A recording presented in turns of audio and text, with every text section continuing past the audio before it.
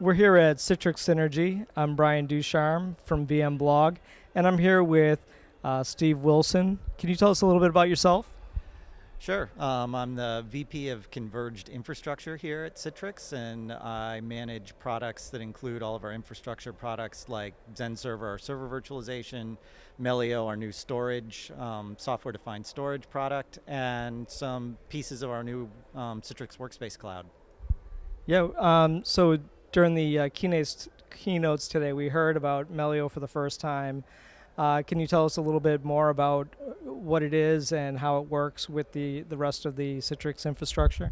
Sure. So Melio is the result of a company acquisition that we did earlier this year of a company called Sandbolic, and we brought their product in and are now integrating it in with a lot of Citrix technology. So what it really is it's a software-defined storage layer that allows us to take storage both at the block level and the file level and do things like replication, snapshotting, geo-distribution, all using relatively straightforward off-the-shelf hardware that allow us to build appliances with partners in a whole range of form factors that give us a lot of flexibility for storage. And as you know, VDI, for example, is a very storage-intensive application, and it's the core of a lot of what Citrix does. So we think that's going to be a really important piece of infrastructure for us. And correct me if I'm wrong, but from what I understand, you can use almost any kind of storage, whether it be flash drives or high-end storage, and it all comes together as one device. Is that correct? Absolutely. So, we talk about it as being able to do either converged infrastructure or hyper-converged infrastructure. Hyper-converged is all the rage now, where you literally just take the storage that's inside the same servers you're using for compute and share that out as a single pool. We can also do it with more, call it traditional types of storage, where we take advantage of storage that might be on an existing EMC SAN or NetApp NAS and bring that together with other forms of storage in a pool. We can do quality of service tiering so that you can take special advantage of things like flash to make sure that you get maximum performance. And so we're seeing some really exciting capabilities come out of this in terms of being able to really tune the performance that you need for VDI while being able to drive down the cost of it. And kind of switching gears a little bit with they also talked today about XenServer 6.5 and the new 64-bit architecture, but can you tell us a little bit more about some of the new features that have been added? And Sure. So, 2014 for the development team was really a heads-down year. There was a lot of heavy lifting going on in upgrading the major core components in XenServer. Like you said, new 64-bit control domain, 64-bit Xen, upgrading the CentOS that we use in the control domain. So it was a major upgrade of the infrastructure, and that all came together in version 6.5 that we shipped back in January. And we've been getting really, really good customer feedback on that one. And then what we announced this morning was Service Pack 1 on top of that. And so there's kind of three key capabilities that come in with the new Service Pack. One of them is basically we've doubled the density that we can support on a single server. So now we advertise support for 1,000 guests on a single host.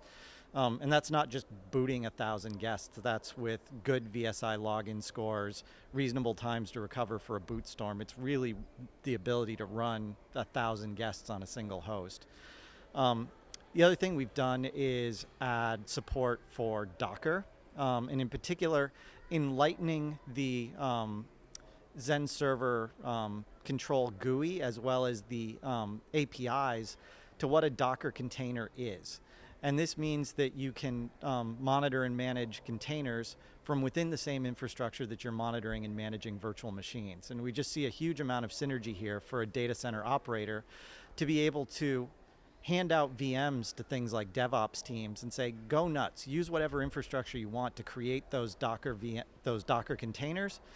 But as an infrastructure operator, as the guy running the data center, I can keep tabs on everything that's going on. And if things go crazy, if I need to manipulate things, if I need to understand what's going on in the infrastructure, I can, and I can do that from the tools I'm already using. Now, they talk about containers, how it almost like it's something new, but in reality, we've been covering the space for 15 years, and back with UML and Sun containers, and so what's different about the containers of today that they're using?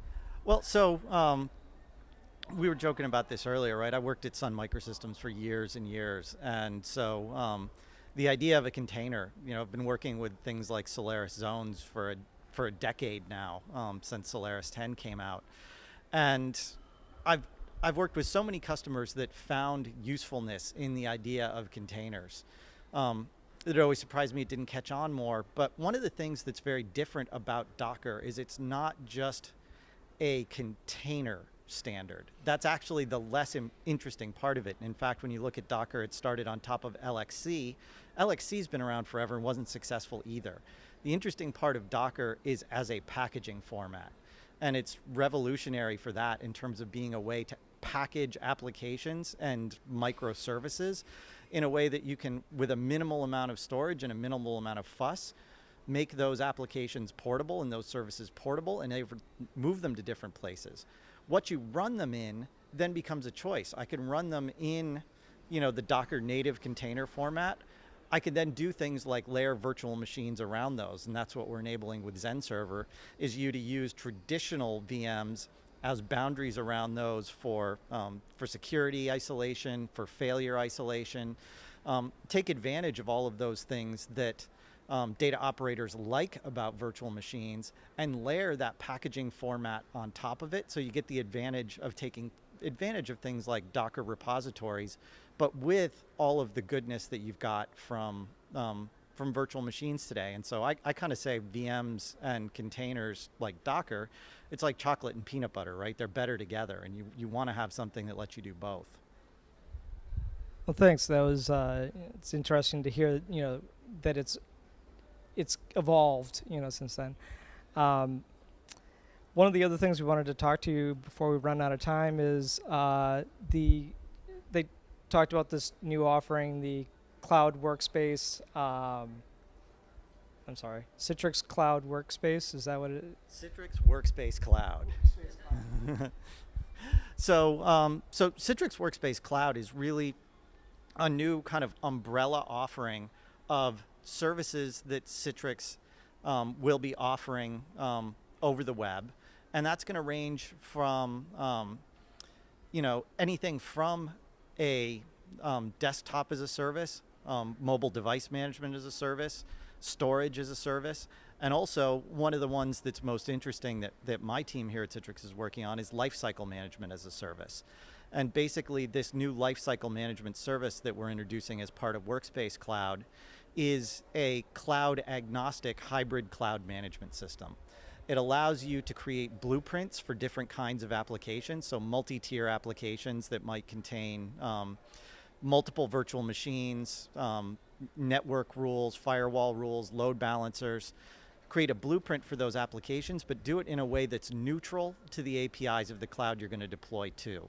And right out of the gate, we'll be supporting both sort of on-prem virtualization infrastructures like XenServer, Hyper-V, VMware ESX, and also cloud infrastructures like our own Citrix Cloud Platform, but also AWS and Azure.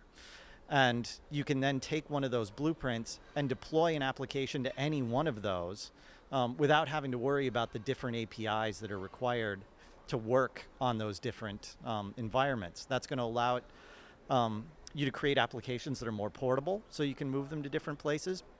But also for Citrix specifically, we've created blueprints for all of our own infrastructure. So XenApp, XenDesktop, XenMobile, NetScaler. You can deploy all of those from the lifecycle management service into any of those types of environments without having to understand the deep best practices on how to deploy those. We've encoded those all into the blueprint so that you can get started much, much faster and bring up those kind of environments either on your premises today with your current infrastructure, or if you want to experiment with actually moving to the cloud, makes it very, very easy to set up those infrastructures. Well, thanks for taking the time to speak to VMblog today. Hope you have a great rest of the show, and maybe we'll catch up to you again in the future. Hey, thanks a lot. Thanks for having me.